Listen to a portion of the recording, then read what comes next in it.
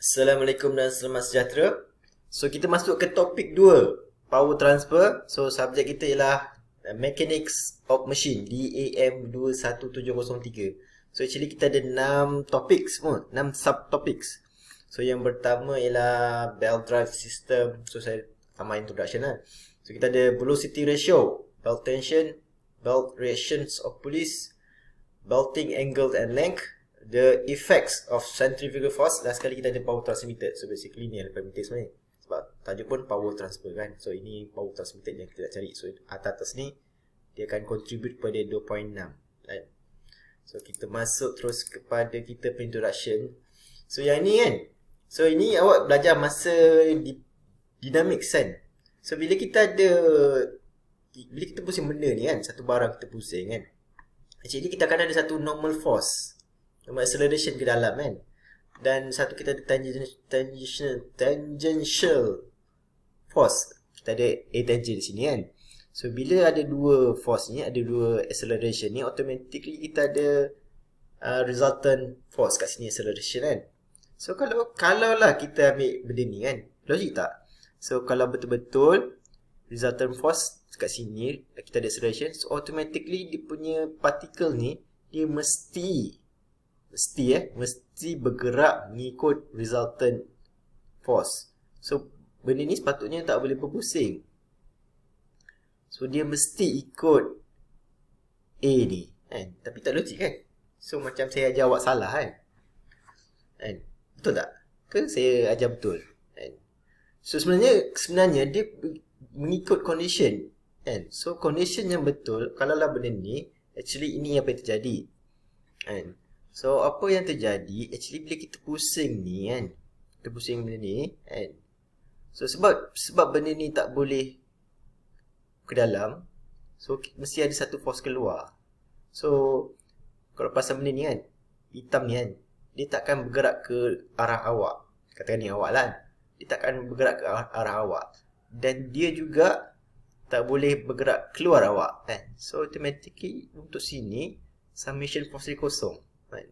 So bila awak ada centripetal force, so centripetal force ni ke dalam normal force ni, so automatically awak kena ada reaction centrifugal force. So value dia sama, direction dia berbeza. Tetapi kalau awak tengok A tangent ni kan, A tangent ni dia, kalau awak tengok sini dia boleh pusing kan, so, dia boleh bergerak ke sini. A tangent ni boleh bergerak. So automatically A tangent awak tak boleh ada reaction kan? So centrifugal force untuk benda yang tak boleh bergerak ke arah awak kan, so you ada centrifugal force dan juga centrifugal force. Tapi untuk benda yang boleh bergerak ke arah awak, katakanlah kereta tu corner kan, ataupun kapal terbang buat satu cornering, boleh ke kapal terbang cornering? Tak kan? So dia boleh ada A tangent kan.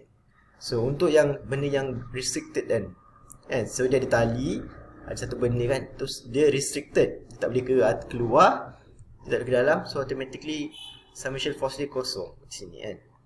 So kat sini, so kalau kita tengok, according to Newton's third law, all forces have reaction of the same magnitude but act in the opposite direction. Boleh faham kan? Tapi ni masalah utama bahasa bila kita translate English kepada bahasa Malaysia ataupun pemahaman kita. Ayat yang sama ni saya akan bercakap dua benda yang berbeza. Satu pertama ialah mengikut Newton's third law, semua forces ada reaction yang value dia sama tetapi arah berbeza. Itu yang pertama. So yang kedua ialah mengikut Newton's third law, semua force yang mempunyai reaction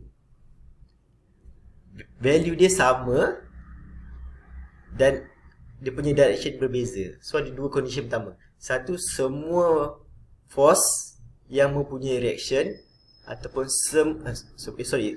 yang pertama cakap semua force mempunyai reaction.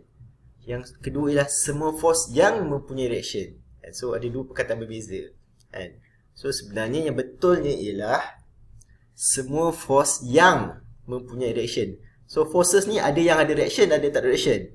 Bukan semua force ada reaction. So kita tengok balik kat sini. So untuk centripetal force ni dia ada reaction. So reaction ni ialah centrifugal force. Tetapi untuk A tangent ni dia tak ada reaction kan. So dia boleh bergerak kan. So itu awak kena tahu bila masa ada reaction, bila masa tak ada reaction. Sepatutnya lecturer awak statik dia dah cerita kat awak kan. Sepatutnya awak dah boleh tahu dah kat mana ada reaction, kat mana tak ada reaction kan.